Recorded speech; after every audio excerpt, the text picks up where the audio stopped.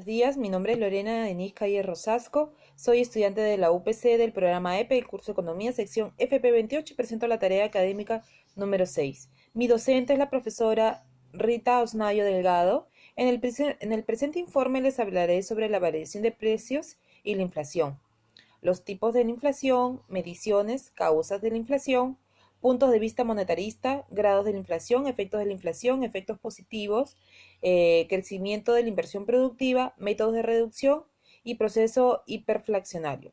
Conclusiones y recomendaciones. La inflación es el término que se refiere a los aumentos en la cantidad de dinero en circulación. Se utiliza para afirmar que la emisión de la moneda había sido inflada artificialmente por encima de las reservas que la respaldan. Estas están relacionados con conceptos económicos tales como la deflación, que es la caída del nivel general de precios. En el índice de la inflación es negativo. La desinflación es la desaceleración de precios. La hiperinflación es el espiral acelerado de la fuerza del control de la inflación.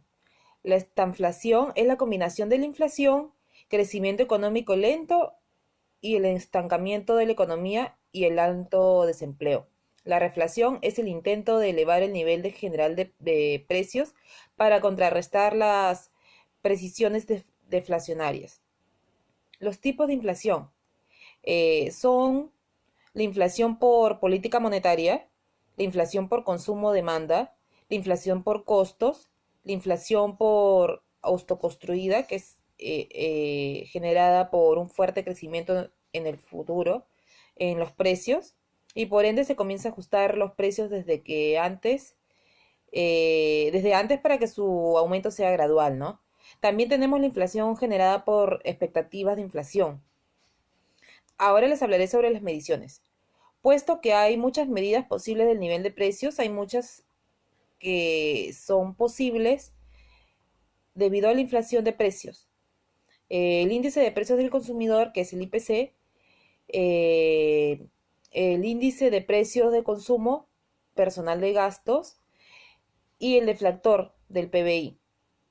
La inflación subyacente es una medida de la inflación para que un subconjunto de los precios al consumidor que excluye los precios de alimentos y energía, que suben y bajan más que otros precios en corto plazo. La Reserva Federal presta en especial atención a la tasa de inflación subyacente para obtener una mejor estimación de las tendencias de esta a largo plazo, ¿no?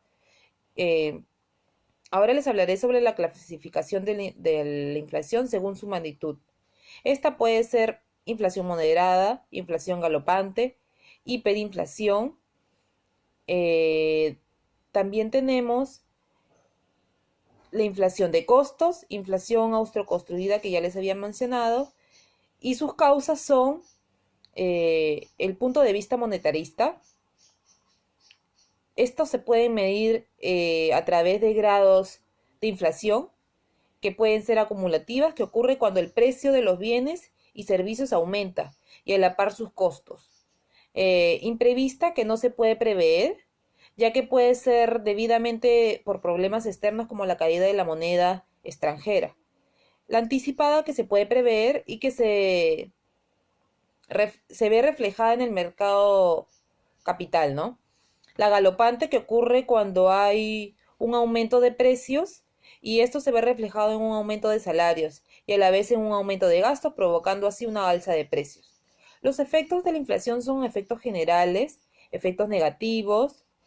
Los efectos generales son las tasas del aumento de precios a nivel general, que implica una disminución del poder adquisitivo de la moneda. Es decir, que cuando el nivel general de precio sube, cada unidad monetaria permite comprar menos bienes y menos servicios.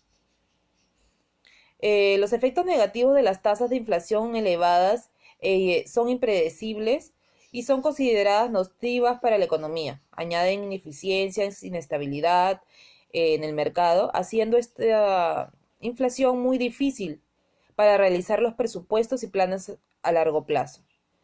También tenemos la inflación regresiva, que es la inflación que afecta relativamente a los sectores con menos recursos, a los que son que tienen mucho más recursos, o sea, los de mayores recursos. También tenemos el perjuicio para los acreedores. La inflación es perjudicial para aquellas personas acreedoras en montos fijos, ya que el valor real de la moneda decrece con el tiempo y su poder de compra disminuirá. Tenemos la inflación diferencial, que es una situación en la que dos o más países de cuyas economías son fuertemente dependientes o forman una área económica especial. Presenta diferentes tasas de crecimiento en el incremento de precios, ¿no? También tenemos la inflación de costos. La alta inflación puede inducir a los empleados a la demanda de rápido aumento de salarios para mantenerse al día con los precios con respecto al consumidor. También tenemos el acaparamiento, que la gente tiende por comprar productos duraderos y no que no sean perecibles para evitar en parte pérdida de su dinero y disminución de su poder adquisitivo con respecto a su moneda. La hiperinflación, estamos hablando de esta cuando se forma fuera, se toma un aumento de los costos fuera de control, que puede inferir gravemente en el funcionamiento normal de la economía, afectando su capacidad de producir y distribuir sus bienes. También se puede llevar al abandono de la utilización de la moneda como el medio de intercambio de bienes, derivando de las ineficiencias de los trueques o compras o ventas que podamos hacer, ¿no?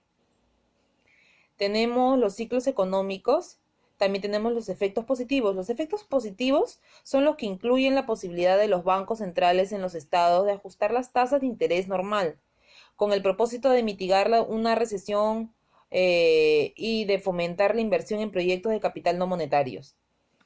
Estos generan un margen de maniobra, un crecimiento de inversión productivo. La experiencia concreta de países que parece indicar una inflación alta es compatible con el crecimiento económico rápido. También podemos hablar sobre las décadas del 60 y 80, donde Brasil presentó una tasa de inflación del 42%. También tenemos la inflación, la hiperinflación de, en el Perú. También tenemos los métodos de reducción de la inflación. ¿Cuáles son estos? Se han usado y sugerido diferentes métodos para detener la inflación. En casi todo el mundo se ha impuesto una política de control de inflación.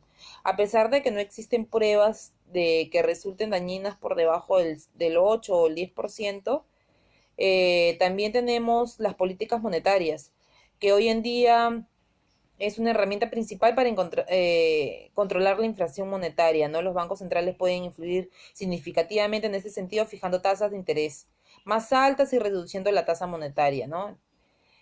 También tenemos el tipo de cambio, que bajo un régimen de cambio de divisas, el valor de la moneda en un país queda vinculado con el valor de otra moneda, ¿no? Y con la canasta de tipos de cambio fijos que se utilizan generalmente para estabilizar el valor de una moneda. También tenemos el control de precios. Este otro método es utilizado a lo largo de la historia para intentar frenar la inflación, que es el control sobre los salarios y sobre los precios. El equilibrio entre la moneda y precio. La teoría del equilibrio de la moneda y precio se propone cuando algún producto aumenta su precio, todos, incluyendo el mismo producto, deben absorber ese aumento. Por ejemplo, cuando la inflación de un mes sea de 2%, todos los productos deben bajar 1.96%, absorbiendo así el aumento. Ahora les voy a hablar sobre las conclusiones y recomendaciones. La inflación es un fenómeno estrechamente ligado a la política económica de los países desarrollados y sus instituciones que controlan y regulan las economías a nivel mundial. Este es evidente dentro de la economía nacional, la capacidad y la eficacia de los gobiernos y la estabilidad y el bienestar de los pobladores. En este caso, en específico el Perú, existe una gran expectativa en su recuperación económica a partir de la explotación racional de los principales sectores que son productivos, tales como la minería, la pesca, el turismo. Las recomendaciones son que el Perú debe establecer con claridad los alcances de su política económica y en lo posible mejorar las condiciones en relación con los inversionistas y creadores sobre los países desarrollados. El gobierno y el empresario únicamente deben esforzarse en impulsar la producción a través del desarrollo industrial y comercialmente, al crear nuevos puestos de trabajo promoviendo la exportación, Así va a mejorar progresivamente nuestra actual situación con una medida necesaria que debe ser la regulación de las importaciones previo estudio en fin de evitar una actual excesiva de divisas, ¿no? También tenemos las referencias bibliográficas multimedia de variación de precios de la inflación, libro de Michael Parkin, los PPTs de la ola virtual, y espero que haya sido de su agrado este video.